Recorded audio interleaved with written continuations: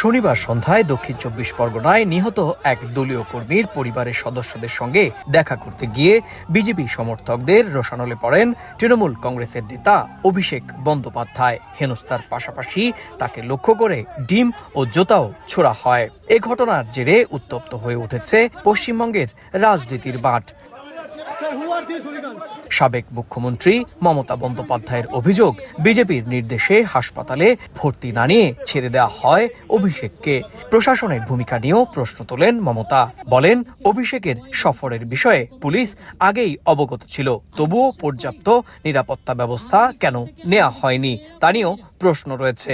যদিও এই ঘটনার সঙ্গে বিজেপি জড়িত নয় বলে দাবি করেছেন সরকারের প্রভাবশালী মন্ত্রী দিলীপ ঘোষ।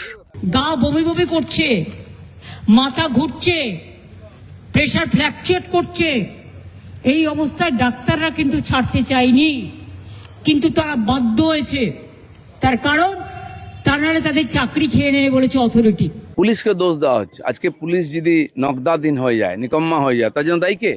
আমরা তো 15 বছর পুলিশের বিরুদ্ধে লড়ছি আর এই কমপ্লেন করেছি। আজকে এইসব নাটক দেখতে হচ্ছে আমাদের। কিচ্ছু হয়নি, হিরো হতে গেছিলেন কেন? এদিকে অভিষেক সহ তৃণমূল নেতাকর্মীদের উপর হামলার প্রতিবাদে বিভিন্ন স্থানে বিক্ষোভ হয়েছে। বিক্ষোভের সময় আহত হন তৃণমূলের বর্ষিয়ান সাংসদ ও আইনজীবী কল্যাণ বন্দ্যোপাধ্যায়। আপনারাই বিচার করবেন যে এই যে গুন্ডাগর্দি করছে, এই যে এমপিদের দিয়ে মারছে, এটা কি ঠিক হচ্ছে? এর আগে শনিবার রাতেই ইন্ডিয়া জোটের শীর্ষ নেতারা অভিষেকের ওপর হামলার তীব্র নিন্দা জানান। এই হামলাকে গণতন্ত্রের জন্য ভয়ঙ্কর আখ্যা দেন তারা। রাহুল গান্ধী এই ঘটনায় সুষ্ঠু তদন্তের দাবি করেছেন। বিজেপির দিকে আঙুল তোলেন উত্তরপ্রদেশের সমাজবাদী পার্টির নেতা অখিলেশ যাদবও। সুব্রত আচার্য, সময় সংবাদ, পশ্চিমবঙ্গ, ভারত।